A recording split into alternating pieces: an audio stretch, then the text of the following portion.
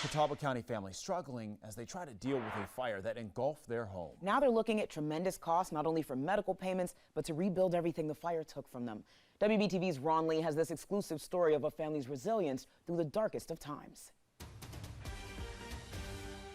The family tells me they were dead asleep when they were woken by screams and cries. The house was on fire, and you won't believe what they tell me actually started the flames.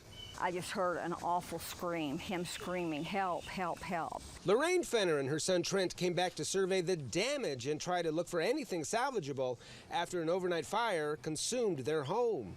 I mean, it looks like they threw everything over there. The last time Fenner was at her home was a week ago. One of the last things she saw was her couch covered in flames. The same couch her husband was sleeping on.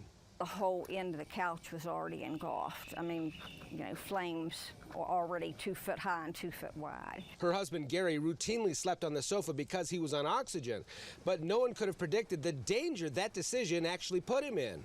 I just told him, I said, we got to get out of here. We've got to get out of here now. But it was at that point Trent saw just how badly his father had been hurt.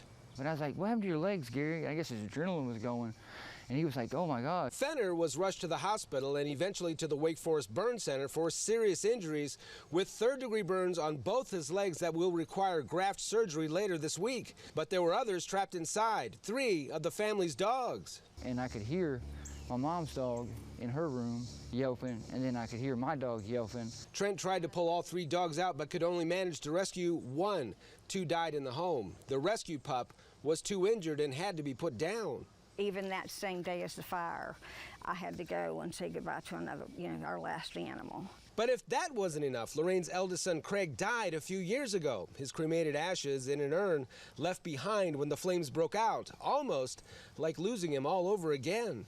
I think it could survive. I think it could survive. Craig's remains were eventually found and returned to the family. When investigators were looking for the cause, they had some unsettling news for Lorraine. They think it was a lithium battery, and it exploded. And when it exploded on him laying on the couch. Batteries that powered 2 scooters connected to a charging cable that, according to Lorraine, caught fire and ran directly to those lithium-ion batteries. It never even dawned on me that anything like that would happen. Gary is still in the hospital, and while health insurance should pick up the majority of the bills, it's still going to cost a couple of $100,000 to get him out of the hospital and get him the treatment that he needs.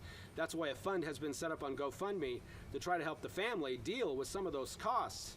In Catawba County, I'm Ron Lee, WBTV, on your side. All right, feel for that family. Ron, thank you. We will have a link to that GoFundMe page on WBTV.com later this morning. At last check, it had almost reached its $5,000